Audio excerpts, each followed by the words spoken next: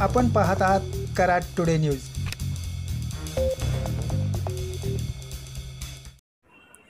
पुणे बेंगलोर महामार्गावर नांदलापूर ते मलकापूर विनावळण 1.5 किलोमीटरपेक्षा अधिकचा उड्डाणपूल तयार झाला आहे।